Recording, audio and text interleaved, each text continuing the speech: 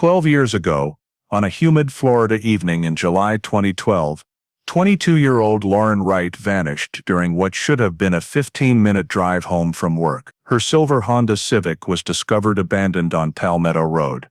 Keys dangling from the ignition, purse untouched on the passenger seat. But Lauren was nowhere to be found. Police initially suspected a random abduction, but with no witnesses, no surveillance footage, and no physical evidence of struggle, the investigation quickly stalled. For over a decade, her mother Grace Wright kept vigils burning and refused to give up hope. Then breakthrough DNA technology revealed a shocking truth that would shatter this tight-knit community's sense of safety forever. Before we dive into this shocking story, let us know where you're watching from, and don't forget to hit subscribe. The neon lights of Sunset Cafe were still glowing when Lauren Wright pushed through the glass doors into the thick July heat of Riverview, Florida. It was 10:27 p.m. on Tuesday, July 17, 2012, and the 22-year-old college student had just finished her evening shift waiting tables. Spanish moss hung heavy from ancient oak trees lining the main strip, and the air carried that distinctive mixture of saltwater and jasmine that defined summer nights along Florida's Gulf Coast. Lauren Wright was everything a small town celebrated: ambitious, kind-hearted, and deeply connected to her community. Standing 5'6" with shoulder-length auburn hair and infectious green eyes, she had returned home to Riverview after her sophomore year at Florida State University to help her family through her father's recent layoff. Working part-time at the cafe while taking summer courses online, Lauren embodied the resilience that ran through generations of Wright women. She never complained, not once, her mother Grace Wright would later recall, her voice catching on memories that felt both precious and painful. Even when she was exhausted from pulling double shifts, she'd come home asking about our day, making sure everyone else was okay first. That Tuesday evening followed Lauren's usual routine with clockwork precision. She'd closed the restaurant, counted the register, and said goodnight to her coworker, Maria Santos, who watched Lauren walk to her silver 2008 Honda Civic, parked beneath the flickering streetlight outside. The familiar ritual of these closing shifts had become second nature. Lauren always called her mother before starting the drive home, a safety habit Grace had insisted upon since Lauren was 16. At exactly 10:31 p.m., Grace Wright's phone rang in the modest two-story house on Magnolia Street, where Lauren had grown up. The caller ID showed Lauren's smiling graduation photo. "Hey Mom, just leaving work now, should be home by 10:45. Lauren's voice carried that particular tiredness that comes from a long day, but also the contentment of someone who knew she was contributing to something bigger than herself. "Drive safe, sweetheart. I've got leftover meatloaf if you're hungry," Grace replied, already moving toward the kitchen to warm a plate. "Sounds perfect. Love you." "Love you too, baby." Those would be the last words Grace Wright would ever hear her daughter speak. The route from Sunset Cafe to the Wright family home on Magnolia Street was a straight shot down Palmetto Road, exactly 4.2 miles through a mix of commercial strips and residential neighborhoods that Lauren had navigated hundreds of times. She should have been pulling into their driveway by 10:45 p.m., calling out her arrival as she came through the front door, kicking off her work shoes in the entryway. But as the minutes ticked past 11 o'clock, then 11:15, Grace felt that familiar maternal instinct that something was wrong. By 11:30 she was pacing the living room, calling Lauren's phone repeatedly. Each ring that went to voicemail felt like a small knife turning in her chest. Detective Michael Thompson, a 20-year veteran of the Riverview Police Department, would later describe what officers found at 12:47 a.m. as one of the most puzzling scenes of his career. Lauren's Honda sat on the shoulder of Palmetto Road, roughly 2 miles from the cafe, positioned as if she had simply pulled over to take a phone call. The vehicle was unlocked, engine off, keys hanging from the ignition. Her purse remained on the passenger seat, wallet intact with $43 and her credit cards untouched. Her cell phone lay on the floor mat, the screen cracked but functional. But there was no sign of Lauren Wright anywhere. The surrounding area offered few clues to trained investigators. Palmetto Road stretched through a semi-industrial zone dotted with auto repair shops and small warehouses, most closed for the night. No security cameras monitored this particular stretch. No witnesses came forward despite extensive canvassing. The asphalt showed no skid marks, no signs of another vehicle forcing Lauren to stop. It was like she just evaporated. Detective Thompson would tell reporters days later, his frustration evident even in his measured professional tone. We had a car, we had her belongings, but absolutely no indication of what happened to the driver.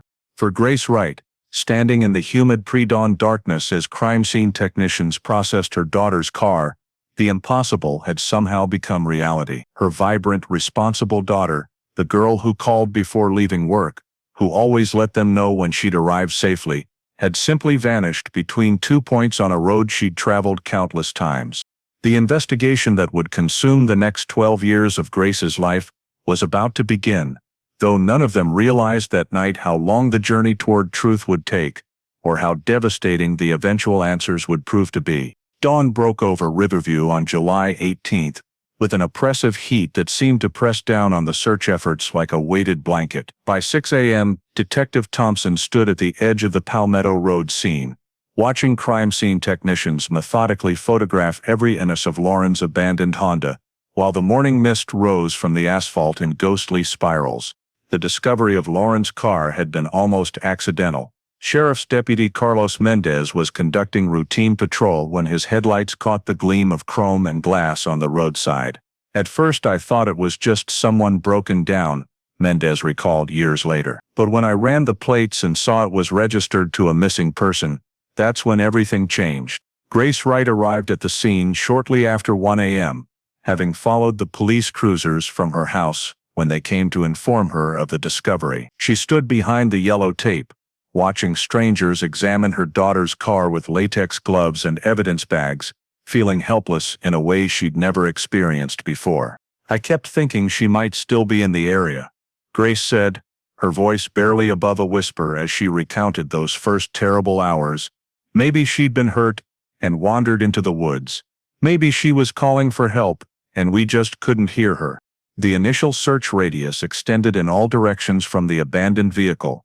Riverview Fire and Rescue deployed ATVs to navigate the dense palmetto scrub and pine forests that bordered both sides of Palmetto Road. Volunteers from Grace Baptist Church, where the Wright family had attended for 15 years, arrived with thermoses of coffee and grim determination to find one of their own. But the landscape of Central Florida presented unique challenges for search efforts. The region's ecosystem was a complex maze of wetlands, sinkholes and thick vegetation that could easily conceal evidence, or worse. Sergeant Lisa Rodriguez, who coordinated the ground search, described the terrain as like looking for a needle in a haystack, except the haystack is made of quicksand and thorns. By midday on the 18th, the search had expanded to include K-9 units from 3 neighboring counties. German shepherds and bloodhounds worked the scene around Lauren's car, but the dogs showed no clear directional interest. The trail, if there had ever been one, seemed to evaporate at the vehicle's location. The dogs were getting nothing, explained Officer Janet Kim, who handled Zeus, a 7-year-old bloodhound with an exceptional track record for missing persons cases. Sometimes that happens when someone was picked up by a vehicle, but usually we get at least some directional indication. This was different. It was like the scent just stopped. Crime scene technicians spent hours processing Lauren's Honda with methodical precision. Every surface was dusted for fingerprints, every fiber collected for potential DNA analysis. The car's interior revealed the normal detritus of a college student's life: textbooks for her summer psychology course, a water bottle, lip gloss, her work apron folded neatly in the back seat. Detective Thompson coordinated with the Florida Department of Law Enforcement to expand the investigation beyond Riverview's small department capabilities. Agent Patricia Molina, a specialist in missing persons cases, arrived on scene by evening with additional forensic equipment and a team of analysts. The first 48 hours are critical in cases like this, Agent Molina explained to Grace during their first meeting. We're treating this as an active abduction case, which means we're exploring every possible angle, from random crime to someone who knew Lauren's routine. That possibility, that someone familiar with Lauren's schedule might be involved, sent chills through the close-knit community. Riverview was a town where people left doors unlocked, and neighbors watched out for each other's children. The idea that a predator might be walking among them challenged everything residents believed about their safe haven. As news of Lauren's disappearance spread through local media, tips began pouring into the police department. Citizens reported seeing suspicious vehicles on Palmetto Road, strangers acting oddly in the days leading up to July 17th, and various theories about what might have happened. Each lead required investigation, stretching the small department's resources thin. We had officers working 18-hour days, Detective Thompson recalled. Every phone call could be the one that broke the case open. Every report of a suspicious person or vehicle had to be tracked down. We couldn't afford to miss anything. But despite the intensive efforts, despite the expanded search area that eventually covered over 50 square miles of Central Florida wilderness, and despite following up on more than 200 tips in the first week alone, investigators found themselves facing a terrible reality. Lauren Wright had vanished as completely as if she had never existed at all.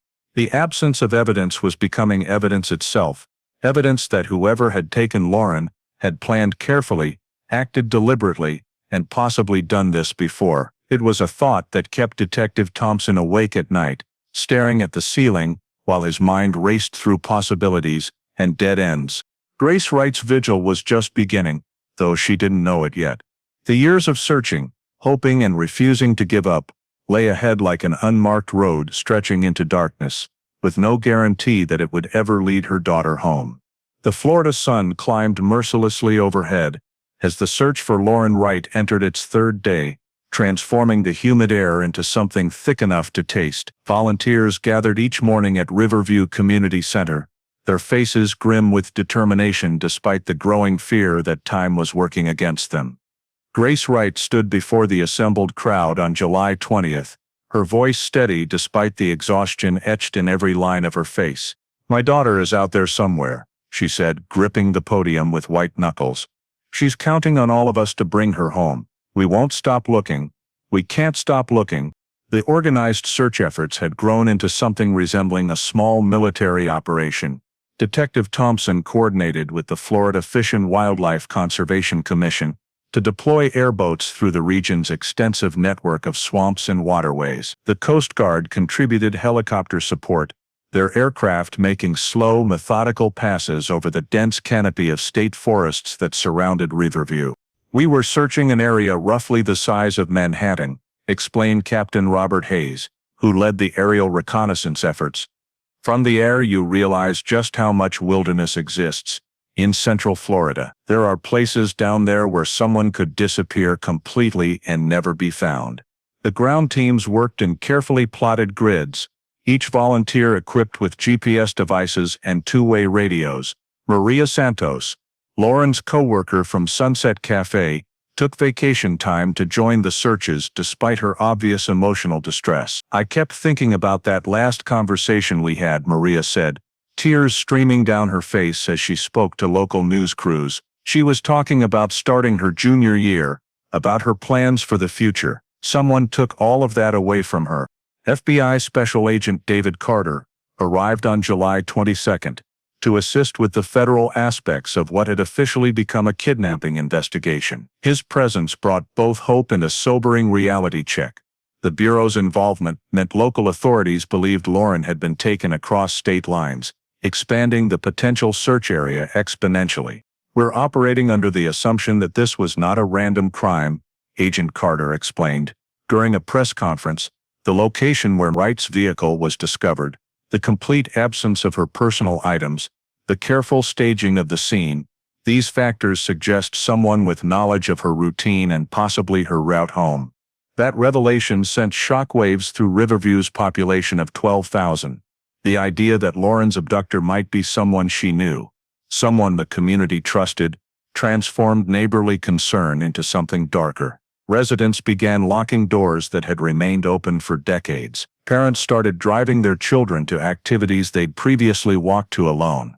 The investigation's scope expanded to include extensive background checks on every male employee at businesses along Lauren's route home, every customer who had been in Sunset Cafe during her shift that night, and every person known to have had contact with her in the weeks leading up to her disappearance. Detective Thompson's small team grew to include investigators from the county sheriff's office, state police, and federal agents. "We interviewed over 300 people in the first 2 weeks," Thompson recalled. "Cow workers, classmates, neighbors, customers from the restaurant. Anyone who might have crossed paths with Lauren. We were looking for someone who showed unusual interest in her, someone whose behavior had changed recently, someone who couldn't account for their whereabouts." On July 7, the technological limitations of 2012 created additional challenges for investigators. Cell phone tracking was less sophisticated than it would become in later years. Security cameras were not yet ubiquitous in small towns like Riverview. Social media forensics was still an emerging field. The investigators were working with tools that, while thorough, lacked the precision of future technological advances. Lauren's cell phone became a particular focus of the investigation. The cracked device had been found on the car's floor, apparently dropped during whatever had happened that night. Digital forensics specialists extracted call logs, text messages, and location data, but the phone's GPS had been turned off, eliminating what might have been crucial evidence about Lauren's final movements. "The phone told us she had received no calls or texts after leaving work," explained Detective Sarah Foster, who specialized in digital evidence. "Whatever happened fast. She didn't have time to call for help or even use her phone as a defensive weapon." The search efforts gradually evolved from rescue operations to recovery missions as days stretched into weeks. Cadaver dogs joined the teams working through Florida's challenging terrain. Dive teams explored retention ponds, lakes, and the Alafia River system. Every abandoned building within a 50-mile radius was searched and cataloged. Grace Wright maintained her presence at every search operation, refusing to stay home despite well-meaning suggestions that she rest and let others handle the physical demands of looking for her daughter. "Lauren would never give up on any of us," Grace told reporters who questioned her decision to remain so actively involved. "I won't give up on her." But as July faded into August, and August gave way to September, the terrible arithmetic of missing persons cases began asserting itself. Volunteers returned to their regular lives. Media attention shifted to other stories. The dedicated core of searchers grew smaller with each passing week.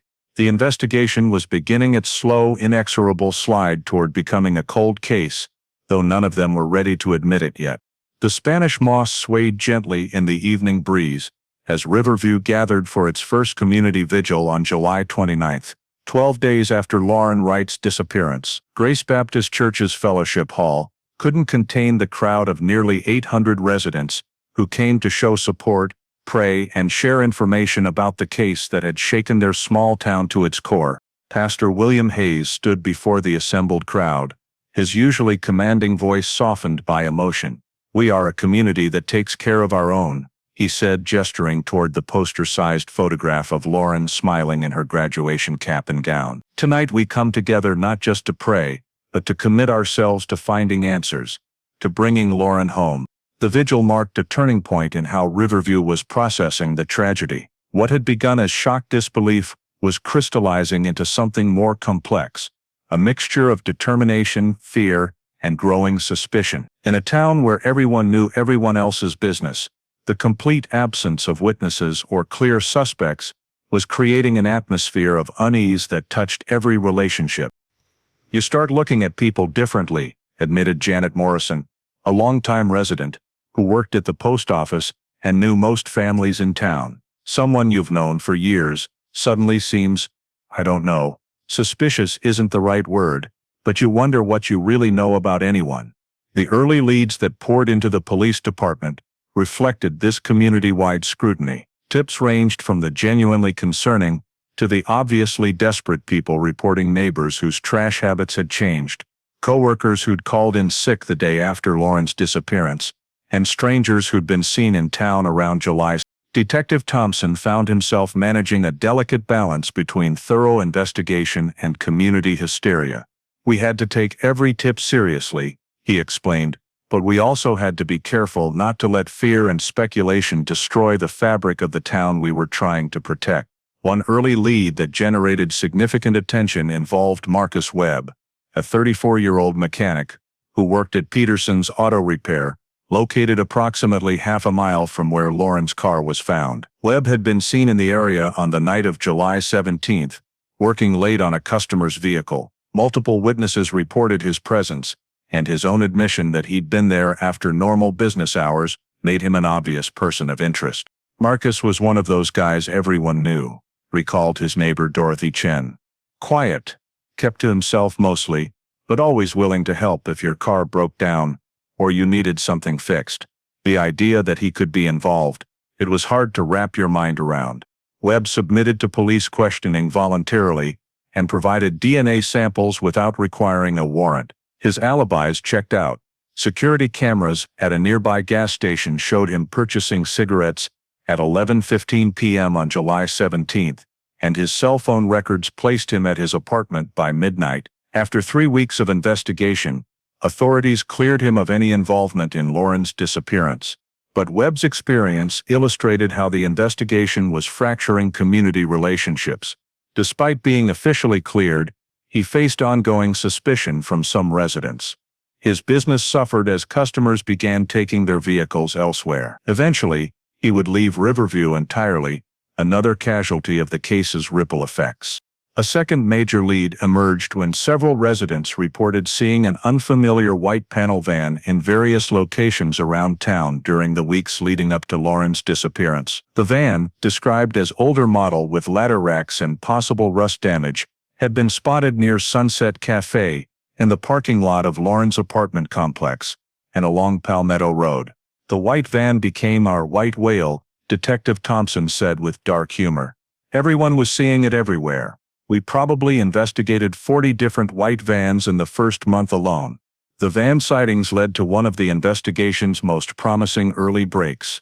Security footage from a convenience store on Highway 301 showed a white Chevrolet van with ladder racks purchasing gas at 11:45 p.m. The timestamp placed the vehicle in the area during the critical window when Lauren disappeared.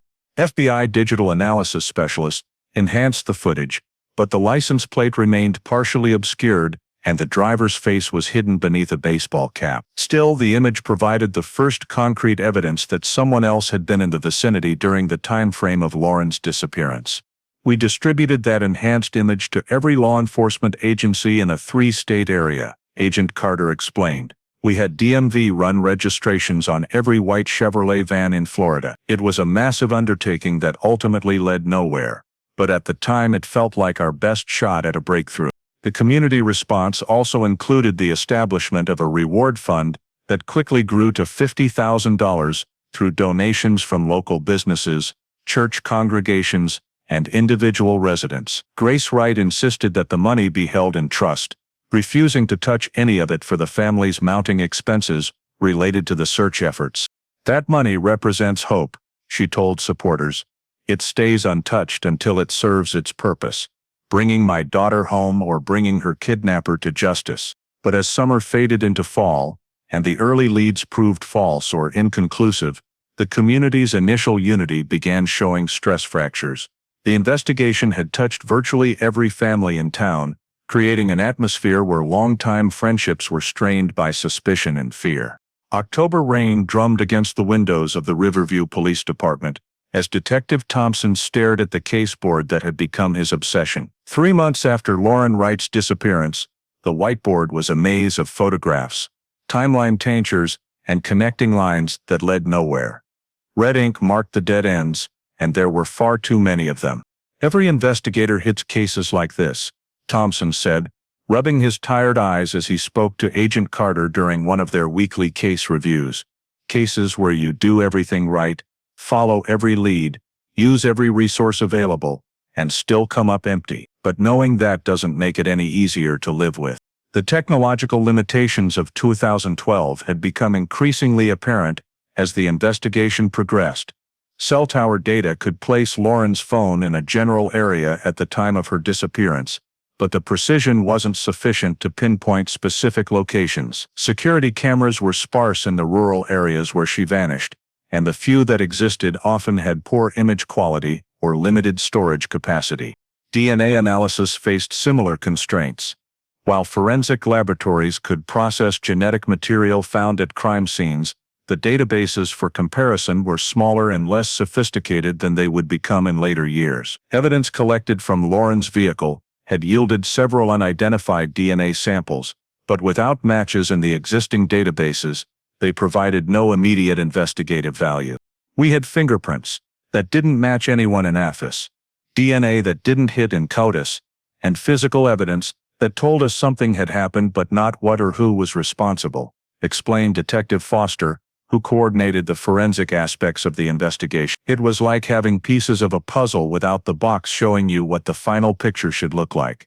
The case's high profile had initially seemed advantageous, generating hundreds of tips and offers of assistance from the public, but the volume of information quickly became overwhelming for Riverview's small police department. Each tip required investigation, each lead demanded follow-up, and each dead end consumed precious resources that might be needed for the next potential breakthrough.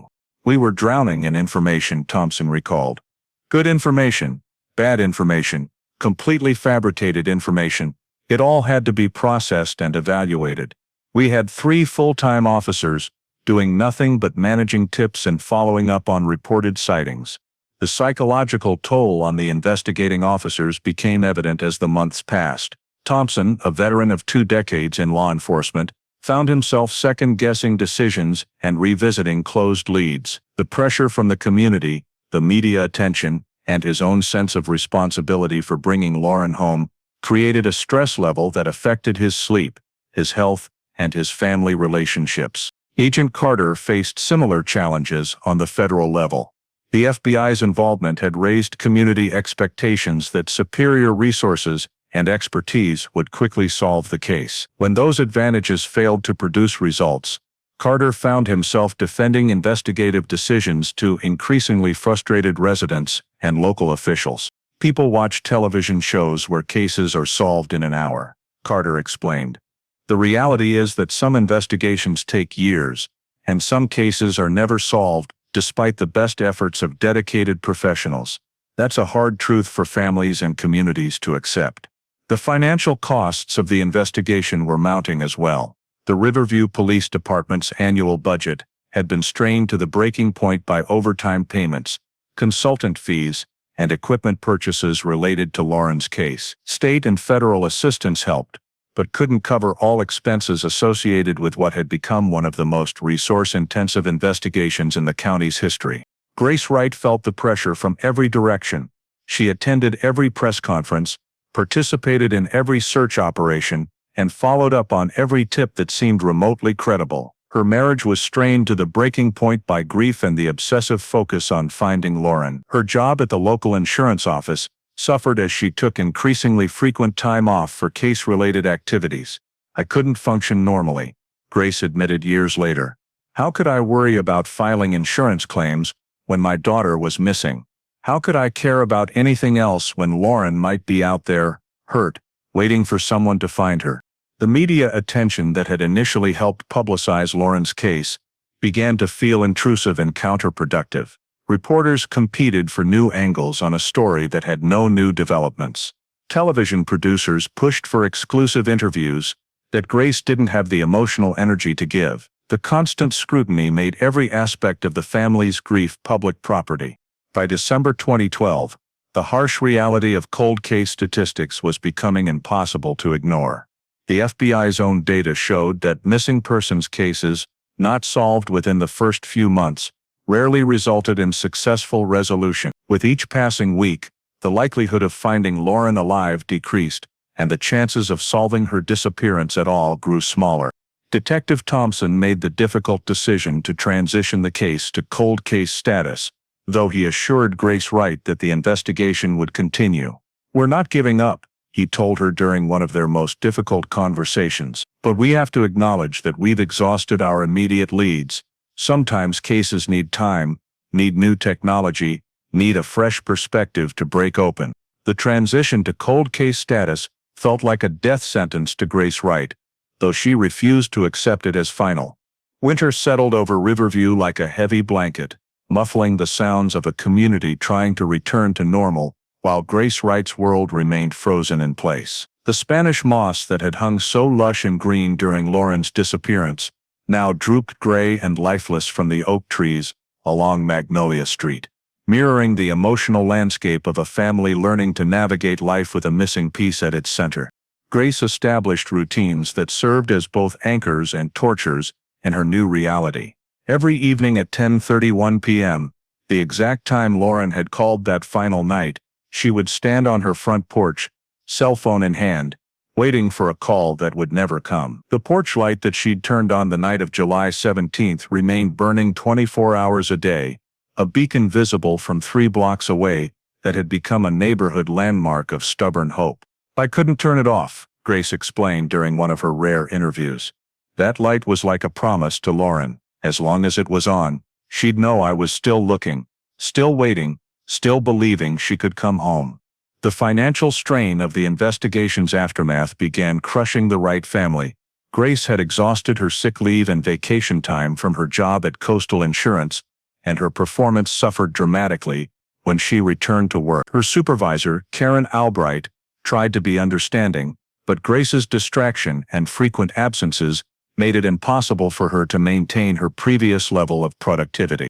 "I'd find her staring out the window during client meetings," Albright recalled. "Or she'd be on the phone following up on some tip about Lauren instead of processing claims. My heart broke for her, but I had a business to run." Grace's marriage to Robert Wright, already strained by financial pressures from his layoff, buckled under the additional weight of unprocessed grief and obsessive focus on Lauren's case. Robert dealt with the loss by trying to return to normal routines, seeking employment and attempting to maintain relationships with their other children. Grace interpreted his efforts as abandonment of their missing daughter. "He wanted to move Lauren's things out of her room," Grace said, her voice still carrying pain years later. "He said it wasn't healthy to keep it like a shrine, but how could I pack away her life when she might walk through that door any day?" The couple's arguments became increasingly frequent and bitter. Robert accused Grace of neglecting their surviving children, Lauren's younger brother Marcus, and older sister Jennifer, in favor of pursuing increasingly unlikely scenarios for Lauren's return. Grace countered that Robert was giving up, that his willingness to move on betrayed their daughter's memory. "The whole family was falling apart," said Dr. Patricia Hoffman, a grief counselor who worked with the Wrights during this period. Grace was experiencing what we call ambiguous loss, grieving someone who might still be alive. It's one of the most psychologically challenging situations a parent can face, because there's no closure, no finality, no permission to begin healing. Grace threw herself into advocacy work for other missing persons cases, joining support groups and attending conferences for families of the disappeared. The National Center for Missing Adults provided resources and connections to other parents facing similar ordeals, but Grace found little comfort in shared misery. "Everyone wanted to tell me about acceptance, about learning to live with uncertainty," Grace said, "but I wasn't ready to accept anything. Acceptance felt like giving up on Lauren, and I couldn't do that." The community's initial rallying around the Wright family gradually gave way to awkward silence and avoided eye contact. Neighbors who had once stopped to chat about the case now hurried past Grace's house, uncomfortable with the ongoing reminder of unresolved tragedy in their midst. The yellow ribbons that had adorned trees throughout Riverview faded and were quietly removed. "People want closure," observed Pastor Hayes, who continued counseling Grace throughout this period. "When a case doesn't get resolved quickly, when there's no arrest or explanation, the community starts to feel uncomfortable with the continued presence of grief. It's not malicious. People just don't know how to respond to ongoing pain." Detective Thompson made efforts to maintain contact with Grace, providing updates even when there were no developments to report. He understood that communication itself had become a lifeline for her, proof that Lauren's case hadn't been forgotten by law enforcement. "I'd call her every few weeks, just to check in," Thompson said. "Sometimes I had a new tip to tell her about, sometimes just to let her know we were still working the case in the background. Those calls were often harder for me than active investigations, having to tell a mother repeatedly that we still had no answers."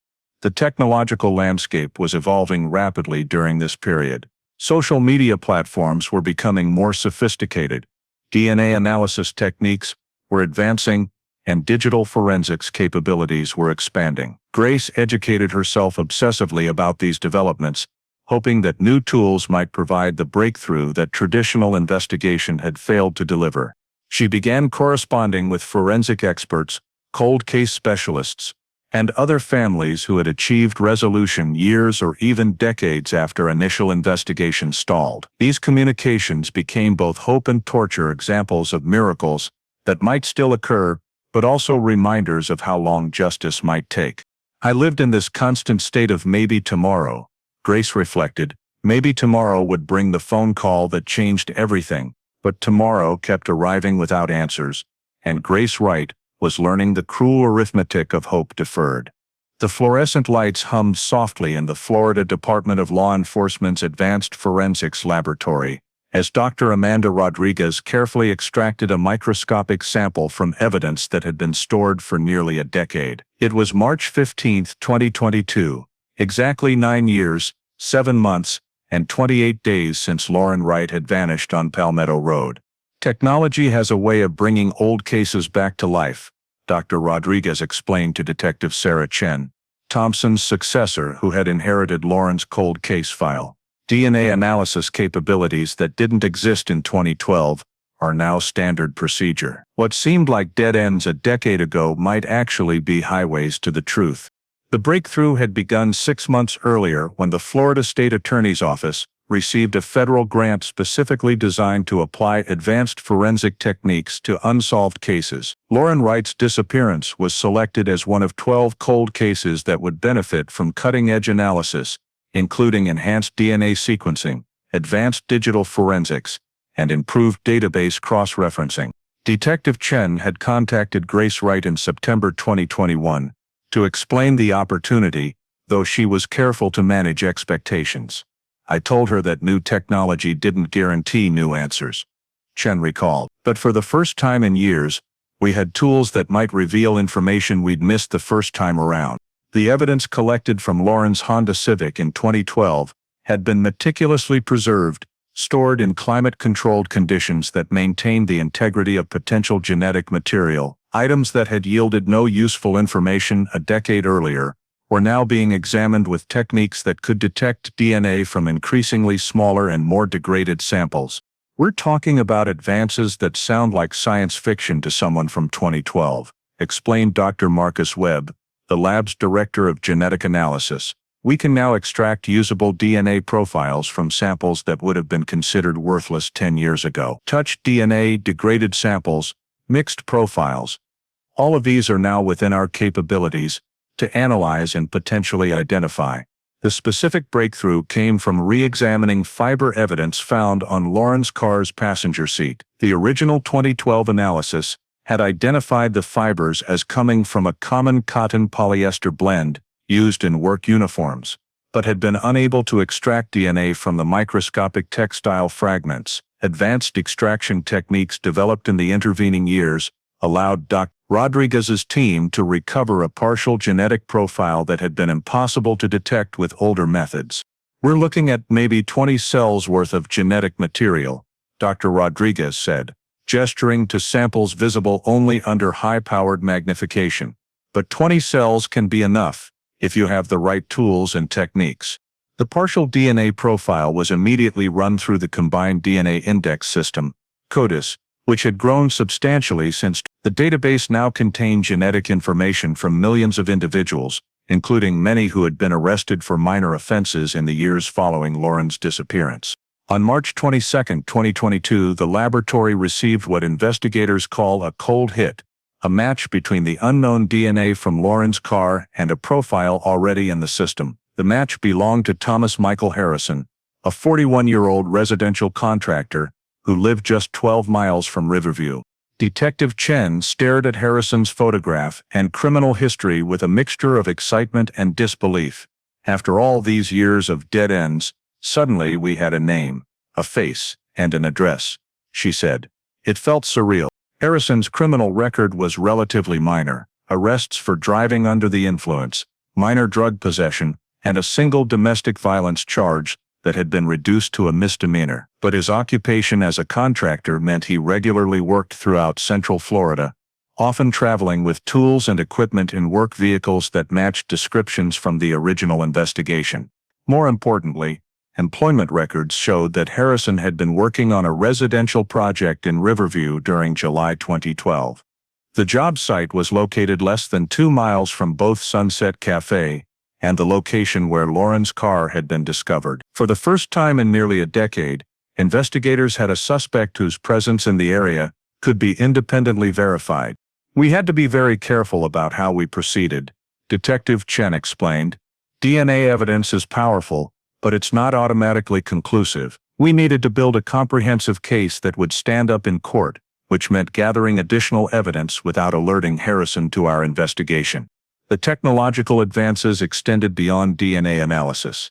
Digital forensics capabilities have also evolved dramatically since investigators could now recover deleted files from electronic devices, analyze historical cell phone data with greater precision, and cross-reference digital footprints in ways that had been impossible a decade earlier. "We requested historical cell tower data for Harrison's phone number during July 2012, explained digital forensics specialist Kevin Park. "The data retention policies meant some information was no longer available, but we were able to establish that his phone had been active in the Riverview area on the night Lauren disappeared." Grace Wright received the news of the DNA match during a phone call that she had been waiting nearly 10 years to receive. Detective Chen drove to Grace's house personally, unwilling to deliver such significant information over the phone. "I remember sitting down hard in my kitchen chair," Grace said, tears streaming down her face as she recalled that moment. "After all those years of maybe tomorrow, tomorrow has finally arrived." But the breakthrough also brought new challenges and painful questions about the decade of suffering that might have been avoided if such technology had been available. The morning fog was just beginning to lift from Riverview's streets when Detective Chen initiated surveillance on Thomas Michael Harrison's residence at 4. It was April 3, 2022, and after weeks of careful investigation, law enforcement was preparing to close the circle on a case that had haunted the community for nearly a decade. Harrison lived in a modest ranch-style house with peeling paint and an overgrown yard, the kind of property that blended invisibly into working-class neighborhoods throughout Central Florida. His white Ford van, matching the general description of the vehicle reported near Lauren Wright's disappearance site, sat in the driveway beneath a carport cluttered with construction materials and tools. Surveillance is always a balance between gathering intelligence and maintaining operational security, Detective Chen explained. "We needed to learn Harrison's patterns, his habits, his associations, but we couldn't risk alerting him to our interest before we were ready to act." The investigative team had spent 3 weeks building a comprehensive profile of their suspect. Thomas Michael Harrison was a 41-year-old divorced father of 2, with custody visits every other weekend that he rarely exercised according to family court records. His ex-wife Sandra Harrison had moved to Jacksonville after their divorce was finalized in 2015, citing his increasingly erratic behavior and alcohol abuse as factors in their relationship's failure. "Tom was always a little off," Sandra would later tell investigators. "Not violent, exactly, but he had this way of watching people, especially women, that made you uncomfortable." After Lauren Wright ain't missing, I remember thinking how much Tom seemed to know about the case, how closely he was following the news coverage. Employment records revealed that Harrison had worked for Piedmont Construction Company in July 2012, assigned to a residential renovation project on Cypress Avenue in Riverview. The job site was located exactly 1.7 miles from Sunset Cafe and 0.9 miles from where Lauren's car had been discovered on Palmetto Road. Company timesheets showed Harrison working late on July 17, 2012, with his supervisor noting that he had stayed after normal hours to finish electrical work. The timeline was almost too perfect, Detective Chen observed. Harrison had legitimate reasons to be in the area that night, his work van matched witness descriptions, and his presence wouldn't have seemed suspicious to anyone who might have seen him. The construction company's records also revealed troubling patterns in Harrison's behavior during the summer of 2012. He had received multiple complaints from female homeowners about inappropriate comments and unwanted attention. His supervisor, Miguel Santos, had documented at least 3 incidents where Harrison had made women uncomfortable with personal questions and attempts to extend conversations beyond work-related topics. "We probably should have fired him," Santos admitted during questioning. "But good electrical workers were hard to find, and the complaints weren't quite serious enough to justify termination. Looking back, I wish we'd listened to those women more carefully." The DNA evidence that had initially connected Harrison to Lauren's car was corroborated by additional forensic analysis. Advanced techniques allowed laboratory specialists to extract his genetic profile from fabric fibers found not only on the passenger seat, but also from the car's steering wheel and door handle. The concentration and location of the DNA suggested direct contact with multiple surfaces inside Lauren's vehicle. "DNA doesn't lie," Dr. Rodriguez explained to the investigative team. "The pattern we're seeing indicates that Harrison was inside Ms. Wright's car, and that he had contact with areas that would be consistent with someone moving an unconscious or deceased person." Digital forensics analysis of Harrison's electronic devices, obtained through search warrants, revealed disturbing patterns of behavior that had escalated in the years following Lauren's disappearance. His internet search history included extensive research about missing persons cases, forensic investigation techniques, and methods for disposing of evidence. More specifically, investigators discovered that Harrison had visited Lauren Wright's social media profiles repeatedly in the months leading up to her disappearance, and had continued checking news coverage of her case with obsessive frequency for years afterward. His computer contained saved photographs of Lauren taken from her public social media accounts, organized in folders with dates and location information. This wasn't random, Detective Chen concluded. Harrison had been stalking Lauren Wright electronically for months.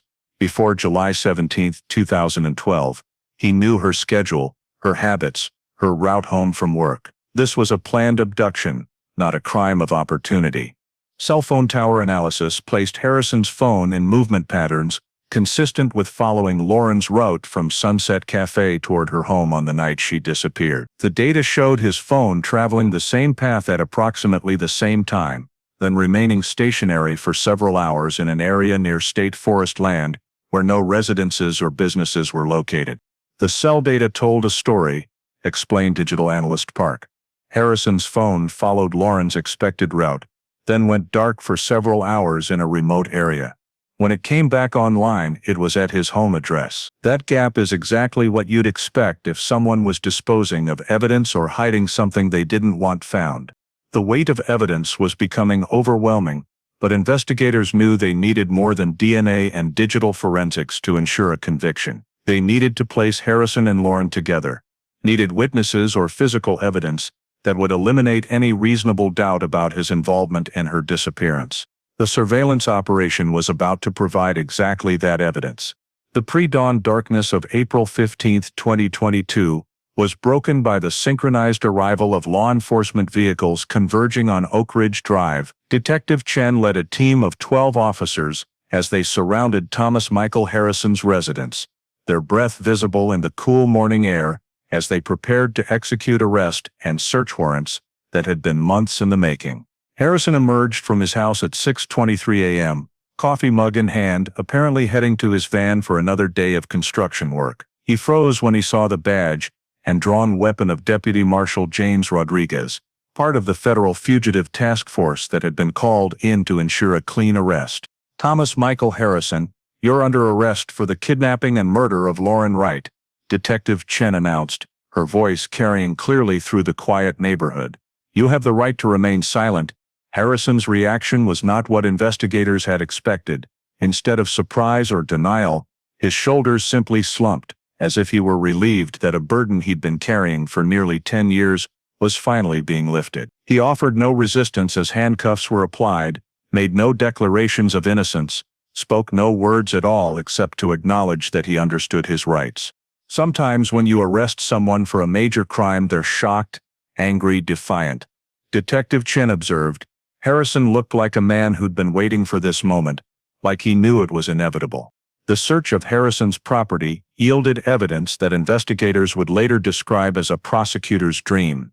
hidden in his garage workshop, wrapped in plastic and concealed behind false panels. Investigators discovered items that had belonged to Lauren Wright: her cell phone case, her work apron from Sunset Cafe, and most damaging, a silver bracelet that Grace Wright had given her daughter for her 22nd birthday. Finding Lauren's personal items felt like finding pieces of her, Grace Wright said when shown photographs of the recovered evidence. That bracelet, I'd been looking for it in her room, thinking maybe she'd left it somewhere in the house. To know he had it all these years, that he kept it like some kind of trophy. The most disturbing discovery came when investigators examined Harrison's computer more thoroughly. Detailed files contained not only photographs of Lauren taken from her social media accounts, but also handwritten notes documenting her work schedule, her typical routes, and even observations about her habits and routines that could only have been gathered through extended surveillance. He had been planning this for months. Detective Chen explained to prosecutors, this wasn't a random encounter or a crime of opportunity. Harrison had been systematically studying Lauren Wright, learning her patterns, waiting for the right moment to act. News of the arrest spread through Riverview like wildfire, creating a mixture of relief, vindication, and renewed trauma for a community that had spent a decade wondering who among them might be responsible for Lauren's disappearance. The revelation that the perpetrator had been living and working in their midst all these years was deeply unsettling for residents who thought they knew their neighbors. Tom Harrison did work on my bathroom in 2013, said Margaret Collins, who lived 3 blocks from the Wright family. He was in my house using my facilities, and I offered him lunch. To think that he had killed that poor girl just a year before, it makes your skin crawl.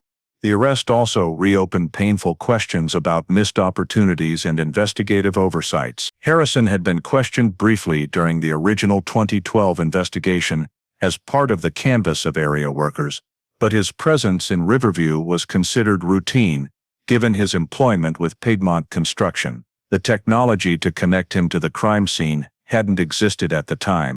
We did everything right with the tools we had available, Detective Thompson, now retired, said when asked about the case. But it's hard not to wonder what might have been different if we'd had access to current DNA analysis capabilities back then. Harrison's interrogation following his arrest provided additional disturbing details about Lauren's final hours. Although he initially invoked his right to counsel, he eventually provided a confession that law enforcement described as both detailed and deeply troubling. According to Harrison's statement, he had been following Lauren from work that night with the intention of forcing her to stop her vehicle. When she pulled over, apparently thinking she had car trouble, Harrison approached under the pretense of offering assistance. Lauren became suspicious of his behavior and attempted to call for help, leading to a struggle during which she was injured. He said he never intended to kill her, Detective Chen recounted, but his actions after that point showed a level of premeditation and calculation that contradicted his claims of accident or panic. Harrison's confession led investigators to a remote area of state forest land, where Lauren's remains were finally located after nearly 10 years. The discovery brought closure to one aspect of the case, while opening new wounds for a family that had maintained hope of finding their daughter alive. The community's reaction to Harrison's arrest was complex. Relief that the mystery had been solved, mixed with anger that he had lived freely among them for so long, and deep sadness that Lauren Wright would never be coming home. The Hillsborough County Courthouse stood imposing against the October sky as jury selection began for the trial of Thomas Michael Harrison. Grace Wright sat in the front row of the gallery, flanked by her surviving children, and surrounded by community members who had waited over a decade for this moment of reckoning. "This is for Lauren," Grace whispered to her daughter Jennifer, as they watched Harrison enter the courtroom in shackles and an orange jumpsuit. "She deserves to have her story told, to have justice served in her name." Prosecutor Maria Santos, no relation to Lauren's former co-worker, had built her opening statement around the overwhelming forensic evidence that connected Harrison to the crime. "Ladies and gentlemen of the jury," she began, her voice carrying clearly through the packed courtroom, "this case is about a predator who stalked an innocent young woman, planned her abduction with methodical precision, and then lived freely in the community for 10 years, while her family suffered unimaginable pain. The prosecution's case unfolded with devastating methodical precision. Dr. Rodriguez testified about the DNA evidence, explaining how advanced forensic techniques had finally connected genetic material from Lauren's car to Thomas Harrison. Digital forensic specialists detailed Harrison's obsessive online surveillance of Lauren in the months leading up to her disappearance. The defendant's computer contained over 200 photographs of Ms. Wright, downloaded from her social media accounts and organized by date and location. Testified digital analyst Park. This wasn't casual interest. This was systematic stalking behavior that escalated to abduction and murder. Perhaps the most damaging testimony came from Harrison's ex-wife, Sandra, who described his increasingly erratic behavior in the years following Lauren's disappearance. He became obsessed with the case, she told the jury, tears streaming down her face. He followed every news report, every search update. At the time I thought he was just concerned like everyone else in the community. Now I realize he was monitoring the investigation to see if they were getting close to him. The defense, led by attorney Robert Crane, faced an almost impossible task, given the overwhelming evidence against his client. Crane's strategy focused on challenging the reliability of DNA evidence that had been stored for over a decade, and questioning whether Harrison's confession had been coerced during the lengthy interrogation process. My client made statements under extreme duress, after hours of questioning without adequate rest or medical attention for his anxiety condition, Crane argued during his opening statement. The confession you'll hear was the product of psychological pressure, not genuine guilt, but the defense's arguments were systematically dismantled by the prosecution's presentation of physical evidence. The discovery of Lauren's personal items in Harrison's possession, particularly the silver bracelet that could be identified by multiple family members, created a direct link between the defendant and the victim that went beyond DNA analysis. Grace Wright's testimony provided the emotional center of the trial, speaking directly to the jury about her daughter's character, her plans for the future, and the decade of anguish that followed her disappearance. Grace transformed Lauren from a case file into a real person whose life had been tragically cut short. Lauren was going to be a teacher, Grace said, her voice steady despite visible tears.